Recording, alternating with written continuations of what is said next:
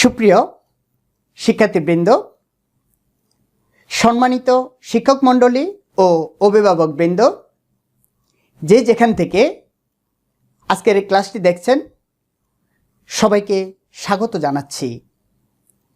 সুপ্রিয় শিক্ষার্থীবৃন্দ, আশা করি তোমরা সবাই ভালো আছো, সুস্থ আছো এবং পরিবারের সাথে নিরাপদে আছো। প্রত্যাশাও তাই। তোমরা ভালো থাকবে, সুস্থ থাকবে এবং পরিবারের সাথে নিরাপদেই থাকবে। আজ আমি তোমাদের সামনে একটি নতুন পাঠ নিয়ে হাজির হয়েছি। আশা করি পুরো সময় ধরে ক্লাসটি মনোযোগ সহকারে দেখবে। পাঠ উপস্থাপনায় আমি engineer Palash Majumdar, instructor, Chandpur Janata high school and college, Comilla Sadar Dakshin, Comilla. প্রিয় শিক্ষার্থীবৃন্দ, চলো আমরা পাঠে যাই। সুপ্রিয় শিক্ষার্থীবৃন্দ, ক্লাসে স্বাগত জানাচ্ছি।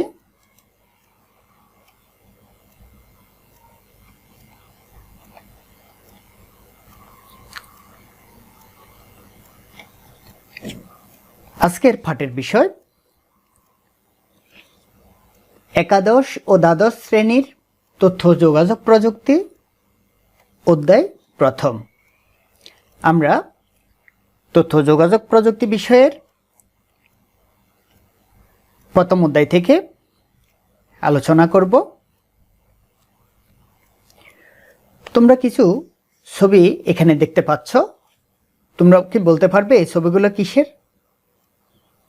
এখানে দেখো, বিশেষ পোশাক, বিশেষ কিছু ডিভাইস চোখে হাতে লাগানো আছে।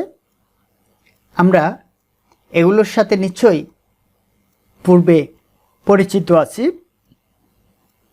তাহলে এই ডিভাইসগুলো আসলে আর্টিফিশিয়াল।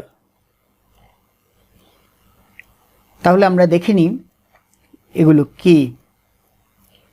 এগুলো হচ্ছে ভার্চুয়াল রিয়েলিটির জন্য বা কাল্পনিক বাস্তবতার বিষয়ের জন্য আমাদের এই ডিভাইসগুলো আমরা কল্পনাকে বাস্তবে রূপ দেওয়ার একটা প্রসেসটা মাত্র।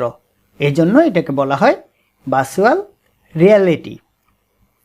প্রিয় শিক্ষার্থী বন্ধুরা, আজ তোমাদের জন্য কি রয়েছে আমরা একটু দেখে নিই। এই পাঠ শেষে তোমরা ভার্চুয়াল রিয়েলিটি কি তা বলতে পারবে, ভার্চুয়াল রিয়েলিটির পরিধানযোগ্য উপকরণ সমূহ বলতে পারবে, ভার্চুয়াল রিয়েলিটির ধাপসমূহ ব্যাখ্যা করতে পারবে এবং ভার্চুয়াল রিয়েলিটির বৈশিষ্ট্যসমূহ ব্যাখ্যা করতে পারবে। ভার্চুয়াল রিয়েলিটি সম্পর্কিত একটি আমরা ভিডিও দেখে নিই। আমরা এখন দেখব ভার্চুয়াল কার ড্রাইভ। কিভাবে ভার্চুয়ালি কার ড্রাইভ করে তোমরা একটু মনোযোগ দিয়ে দেখো। Will fear to drive with the car directly. So if you are used to drive the simulator for first 5 days, then it will be easy to you to drive the real car, and you can check the speed in the simulator itself. You can do whatever the necessary actions what you do on the real car. So once the simulator training is finished for 5 days, they will train you for 10 days on the real car. The course duration is 15 days, and I will leave the telephone numbers in the description. By that you can contact them. You can see the driving position should be in a good position, because for the new beginners there are so many tips. So for the first tip is that you have to get familiar with your car. First thing that you should do before you start driving is to get comfortable with your car. Get familiar with the basics of the car in theory before you practically start driving. Learn what a clutch does, understand the gear arrangements, and learn facts like one should never shift to a lower gear at higher speeds.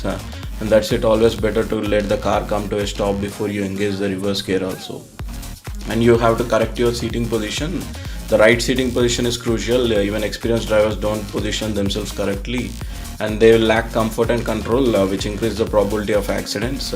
Ensure that you sit straight with your back and buttocks cupped in seat fully and are at an angular position, thus helping to prevent back injuries. And the seat should be set in a position where you can see all around very easily and comfortably.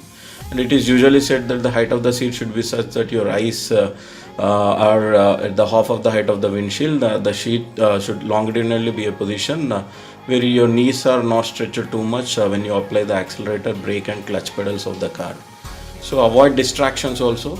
Once you are in the driver's seat, the attentive adjust the mirrors, wear your seat belt and keep the rules of the road in mind. Avoid distractions while you are driving, because nowadays the roads are jam-packed and therefore you need to keep your eyes and attention focused towards it. For every single second, two most common and basic rules before you start driving.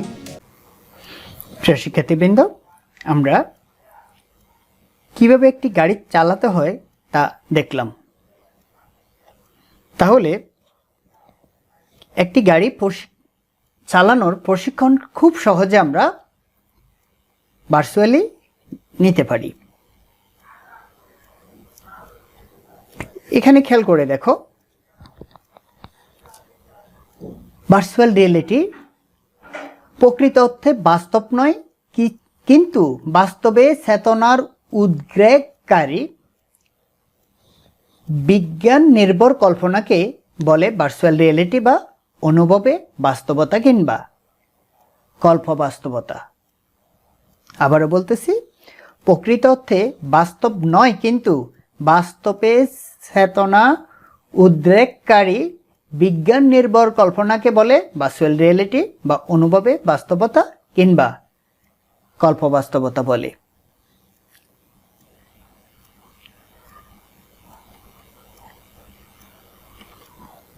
এখানে virtual রিয়েলিটিকে বাস্তবায়ন করার জন্য আমাদের কিছু device দরকার হয়, অর্থাৎ সেখানে হার্ডওয়্যার এবং সফটওয়্যারের সমন্বয়ে কম্পিউটার সিস্টেমের মাধ্যমে কোনো একটি পরিবেশ বা ঘটনার বাস্তবভিত্তিক বা ত্রিমাত্রিক চিত্রভিত্তিক রূপায়ণ হলো ভার্চুয়াল রিয়েলিটি। এখানে খেয়াল রাখতে হবে, সেটা হচ্ছে ত্রিমাত্রিক চিত্রভিত্তিক, অর্থাৎ 3 ডাইমেনশন যুক্ত ছবি লাগবে, আমাদেরকে 3D ছবি লাগবে। কম্পিউটার প্রযুক্তির মাধ্যমে কৃত্রিম পরিবেশকে এমনভাবে তৈরি ও উপস্থাপন করা হয় যা ব্যবহারকারীর কাছে সত্য বাস্তব বলে মনে হয়। ভার্চুয়াল রিয়েলিটির পরিধানযোগ্য উপকরণসমূহ: মাথার হেড বা মাউন্টেড ডিসপ্লে। হেডসেটটি চোখ ও কানকে ঢেকে রাখে এবং এটি দ্বারা কোনো দৃশ্য দেখা বা শোনা যায়। ত্রিমাত্রিক ছবি দেখার জন্য লেন্স সহ হেডসেট ব্যবহার করা হয়, যা একই সঙ্গে চোখের গতিবিধির হিসাব রাখে। এর মধ্যে আমরা দেখতে পাচ্ছি হাতে ডেটা গ্লোভ,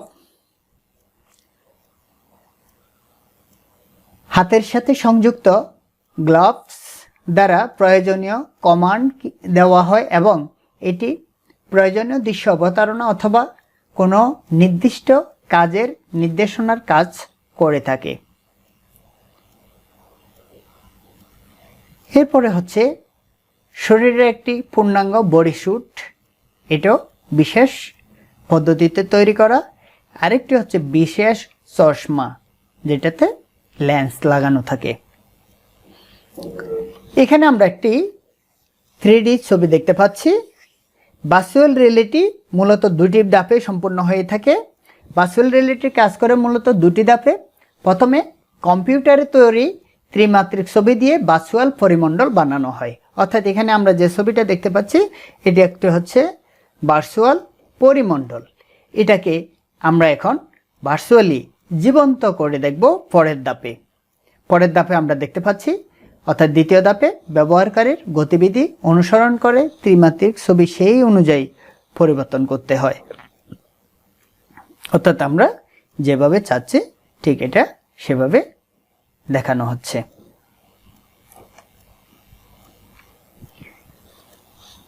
এমন একটি কৃত্রিম জগতের প্রধানত বৈশিষ্ট্যগুলো থাকতে হবে, অর্থাৎ এই ভার্চুয়াল রিয়েলিটির কিছু বৈশিষ্ট্য আমরা জানব। প্রথমটি হচ্ছে বাস্তব জগতের বিভিন্ন বস্তুকে যেমন দেখায়, কৃত্রিম এই জগতেও বস্তুগুলোকে ত্রিমাত্রিক রূপ ঠিক তেমনি হতে হবে।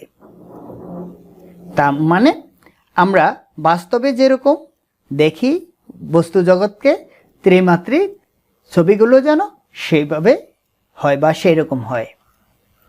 দ্বিতীয়ত, ব্যবহারকারীর চলাফেরার সঙ্গে সঙ্গে বিভিন্ন বস্তুর দৃশ্যমান বিভিন্ন অংশেরও আনুষঙ্গিক পরিবর্তন ঘটতে হবে। অর্থাৎ পরিবর্তন যদি না থাকে তাহলে আমাদের ভার্চুয়াল রিয়েলিটি হবে না।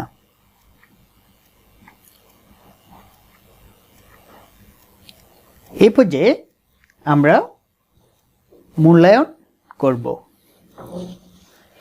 মূল্যায়নের জন্য এখানে দুটি প্রশ্ন নির্ধারণ করা হয়েছে। প্রথমটি হচ্ছে ভার্চুয়াল রিয়েলিটির কাজ করে মূলত দুটি ধাপে হয়ে থাকে। সেই ধাপগুলোর